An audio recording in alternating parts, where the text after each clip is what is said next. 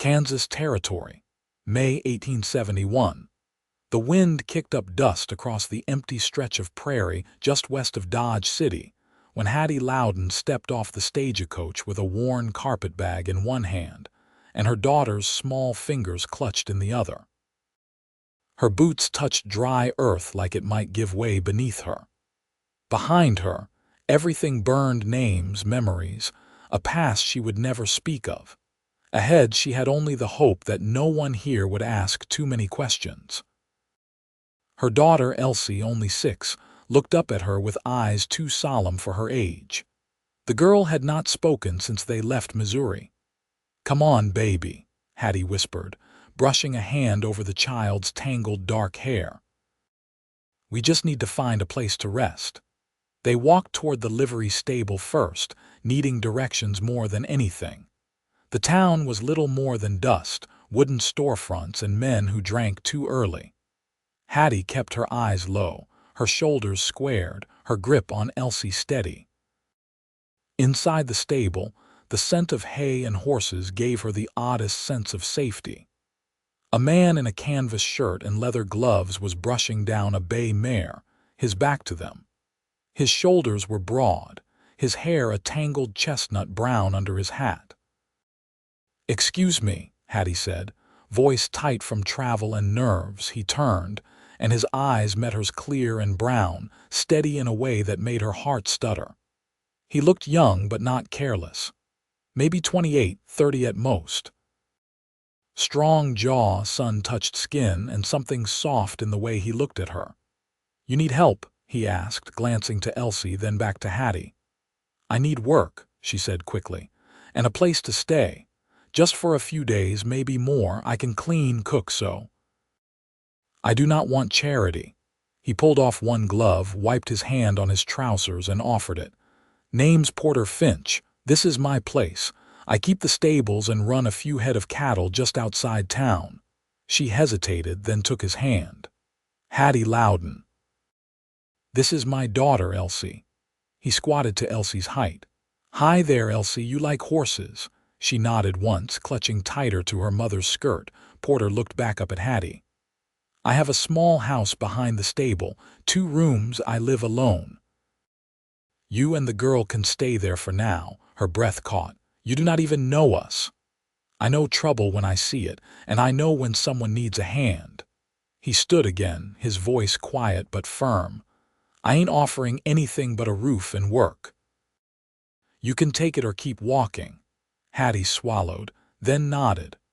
"We'll work."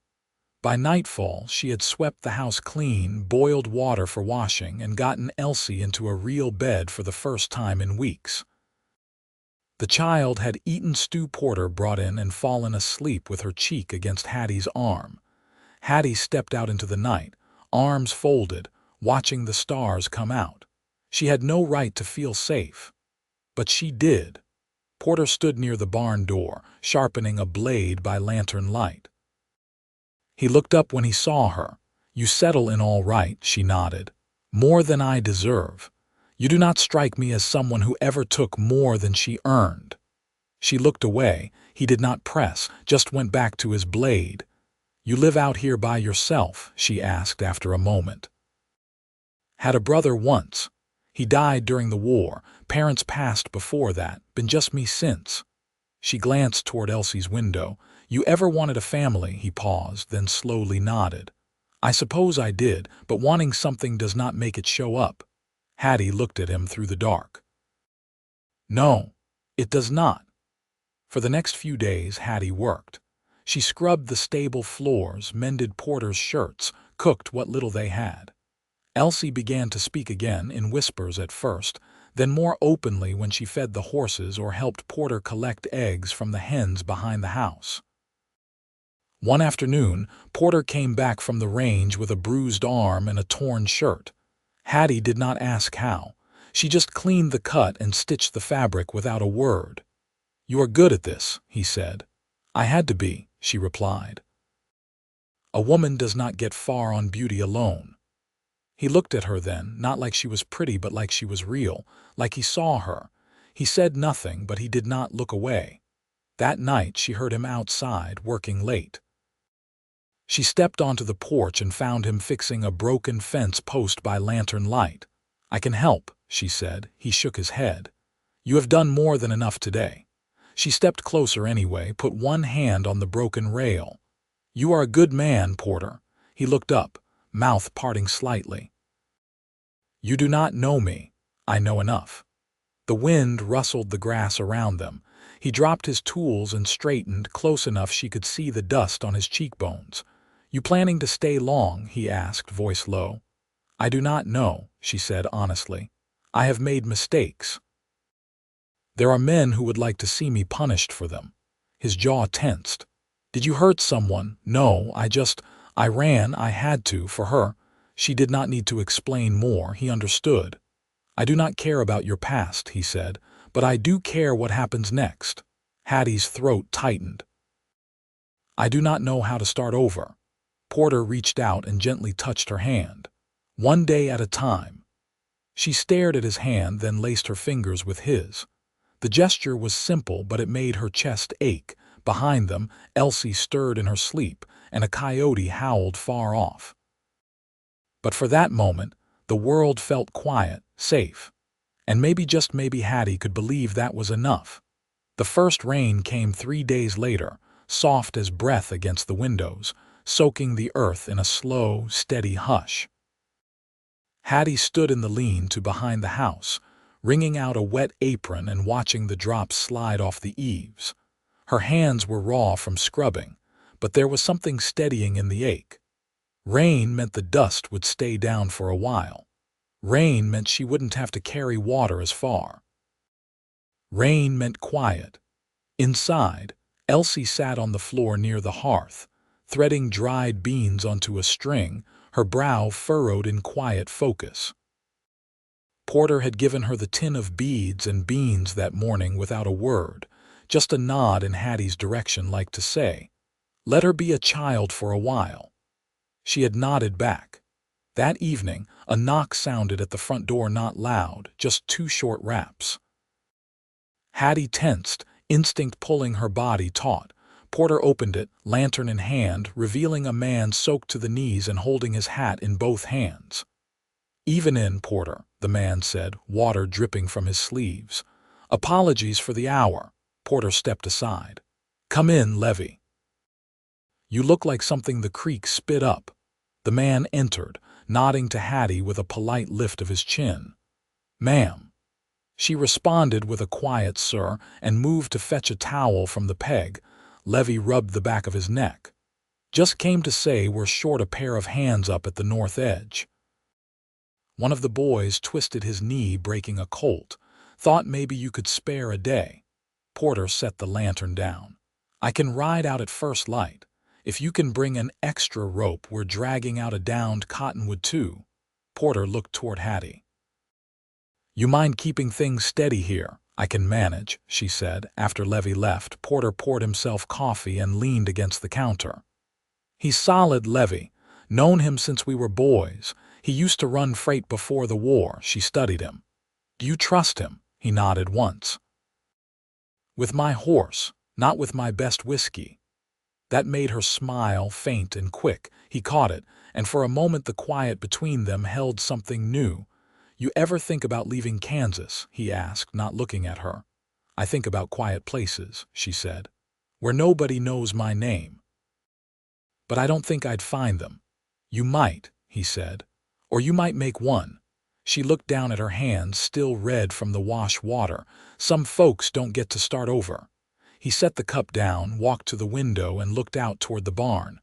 "I think maybe they do. But not alone."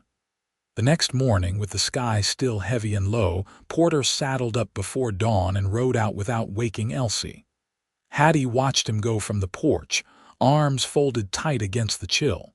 The trail swallowed him quick, his figure blurring into the gray. That day passed slow. Elsie helped her gather eggs and boil potatoes, her small voice growing steadier with each task. At midday, the girl asked, "Is Mr. Porter coming back?" Hattie nodded. "He's just helping his friend." Elsie looked out the window, then went back to her peeling. That night, when the wind shifted and the rain stopped, Hattie stepped into the yard and listened. The quiet was different now, less wary, more waiting. She was turning to go back inside when she spotted something near the fence. A small wooden carving rested on the post, rough-edged and simple. A horse, no bigger than her palm. She picked it up, brushing away a smear of mud. Elsie's name was carved in tiny letters along the belly. She brought it inside and set it beside the girl's bed. No one said anything about it, but when Hattie looked back later, Elsie had placed it beneath her pillow. Porter returned just after dawn the next day, his coat streaked with mud and his face drawn from lack of sleep. Hattie met him at the stable with a pot of coffee and a biscuit wrapped in cloth. He took both without a word, his eyes meeting hers across the steam. "You're soaked," she said. "Tree took longer than expected, but it's done." She reached out and touched his sleeve just briefly. "Thank you for the carving." He blinked down at her. "She's a quiet little thing. Figured she'd like something to keep." "She does." Hattie hesitated, then added, "So do I." He studied her a long moment. "You ever think about staying, Hattie?" She looked toward the barn, the house, the hills beyond, then back at him. "I'm thinking about it now." By the end of June, the creek that cut through Porter's northern pasture had shrunk to a trickle, and the grass browned at the edges. Hattie took to walking the fence lines in the early mornings before the heat thickened, Elsie trailing a few paces behind with a basket for wild onions and dry kindling. They moved in silence more often than not. The quiet between them had grown companionable, rooted, like the cottonwood trees that bent toward the water. One morning, as they rounded the edge of the property, Elsie tugged Hattie's skirts and pointed toward a cluster of brittle sage. Behind it, a stray calf lay on its side, ribs rising too quick beneath a patchy hide. Hattie crouched, brushing her fingers beneath its jaw. The animal's eyes fluttered. "He's heat-sick," she said softly, more to herself than the child. "And lost. They couldn't leave it." Hattie folded her shawl into a sling, then hoisted the calf's head and shoulders into her arms. Elsie held the back legs steady against her hip. Together, they moved slow and careful toward the barn, the sun pressing down as though it meant to flatten them. Porter found them at the stable gate, sweat darkening the back of his shirt. He opened the door without a word, clearing space in the pen and hauling a trough closer. "Where'd you find him?" he asked once the calf had been laid in the straw. "Near the south fence," Hattie said, wiping her brow with her sleeve. "He's been out there a while." He knelt to check the hooves, then nodded. "Barlow's mark. They run their cattle too thin this side of the creek. Might have wandered off and couldn't find water. What'll you do with him?" "I'll nurse him up, then take him back." Her eyes held his. "Even though they'd let him die," Porter's jaw flexed. "That calf don't know who he belongs to. He just needs care." Elsie stood near the stall door, watching them. Porter reached to ruffle her hair without saying anything. She didn't flinch. That evening, Hattie sat on the porch step, shelling peas with fingers that ached from the walk. Porter joined her just as the sun dipped behind the far ridge, his hands still damp from washing. "This place," she said after a long stretch of silence, "feels like it remembers things." Porter leaned back against the post. "It does. My folks built the house after the war ended. My mother planted the lilacs out back because she missed her home in Tennessee. My father carved the beams inside the stable when he couldn't sleep." She turned her head. "You never told me that. Haven't spoken of them in years. What made you now?" He looked toward the barn, where Elsie's laughter floated through the open door as she watched the calf try to stand. "Maybe it's easier to remember when there's someone worth remembering for." She didn't answer. Just kept shelling peas, the rhythm of it grounding her. He shifted beside her. "You've never told me what sent you running."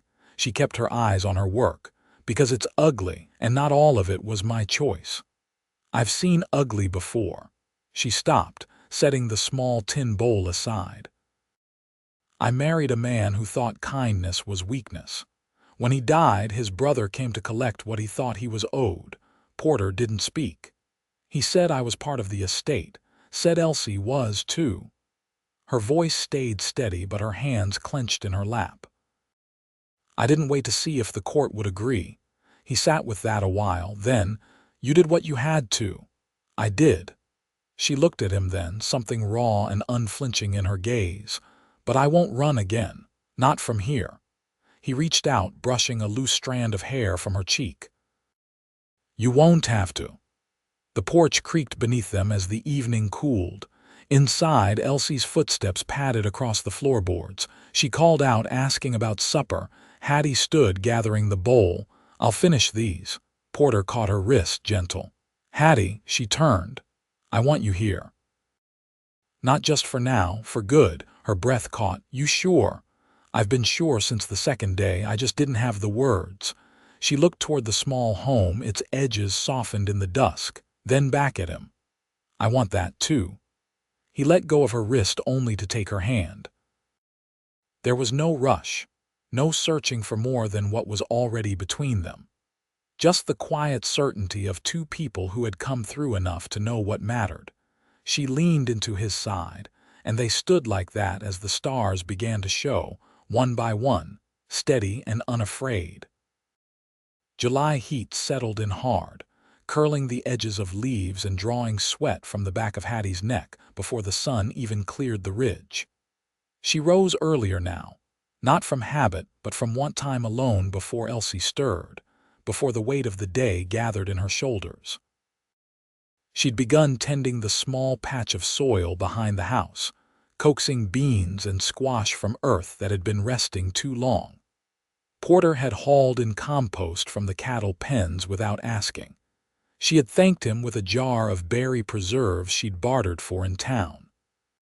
He'd eaten half of it standing up. One afternoon, she found a scrap of muslin tucked beneath the kitchen crock. On it, Porter had drawn out rows and measurements for a henhouse.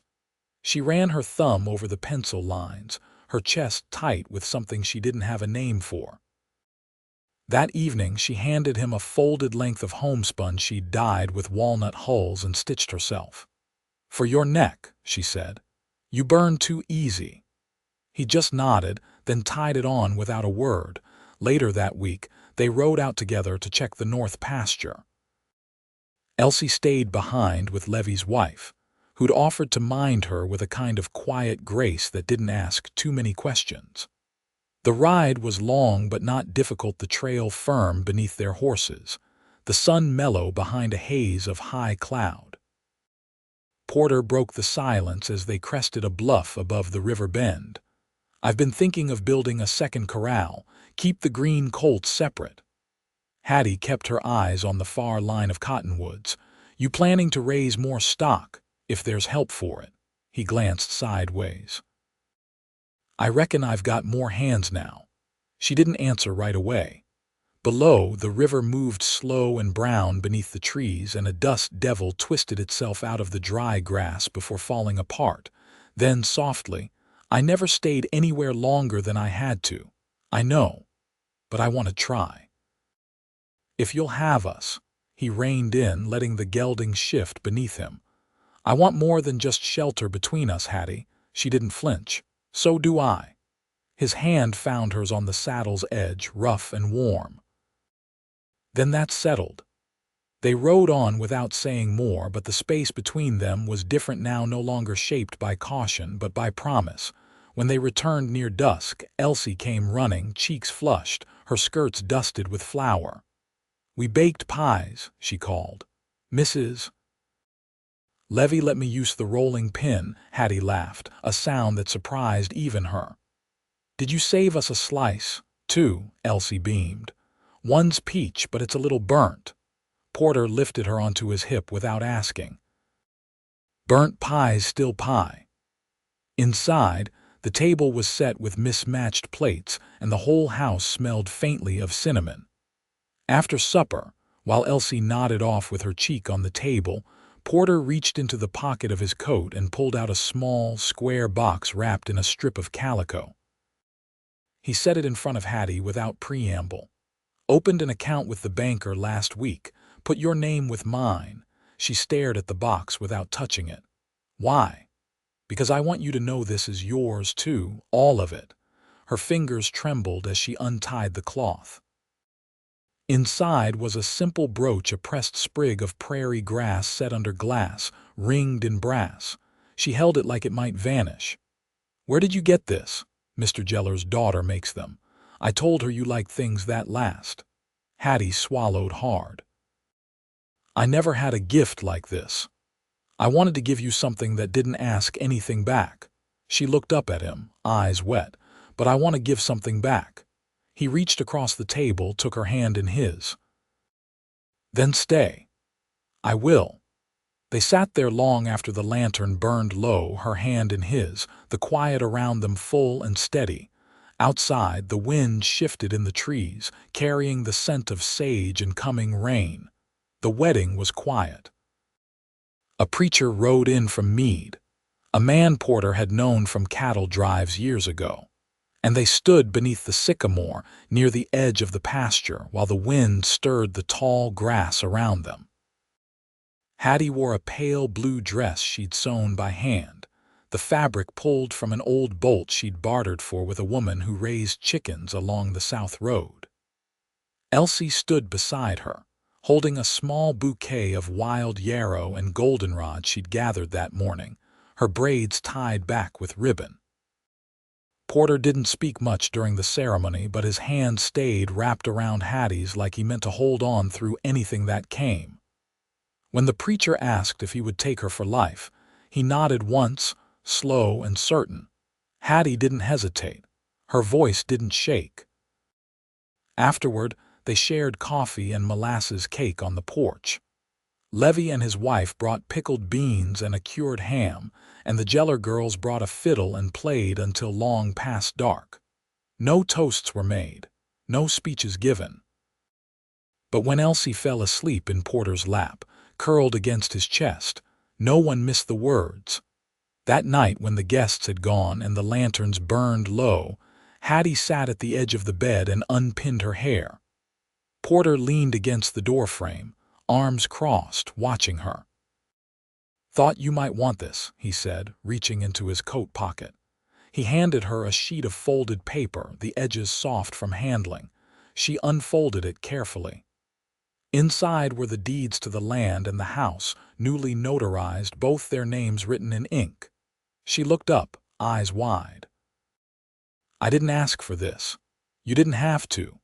He walked toward her, slow and sure, and dropped to one knee. "This land's only worth something if it's ours, not just mine." She ran her thumb over the paper, then set it aside and reached for his hand. "I'm not going anywhere." "Good," he murmured, rising to sit beside her. "Because I don't know if I could stand watching you walk away." "You won't have to." They lay down together after that, not rushed, not shy, but with the kind of closeness that had come from months of shared mornings and quiet understanding. He traced the curve of her spine with a patience that asked for nothing, and she let herself lean into the warmth of him without fear. Nothing about it was grand or loud. It was simply true. In the weeks that followed, the days found rhythm. Porter rose early to tend the herd, while Hattie mended bridles and worked the garden until her knees ached. Elsie began reading lessons at the Jeller place twice a week, riding the short trail with her books tied in a cloth. She came home each evening with new words and stories, her voice growing stronger, her laughter quicker. One late afternoon, Hattie stood in the doorway wiping her hands on a flour-dusted apron when Porter returned from the range with a new colt in tow. He was dusted in sweat and sun, but his eyes found hers across the yard and he grinned without words. She stepped down the porch and met him halfway, resting a hand on the colt's neck. "She's a fine one," she said. "So are you," he replied, voice low. That night they lay beneath the open window, the air warm and still. Hattie traced the curve of Porter's forearm where it rested across her ribs.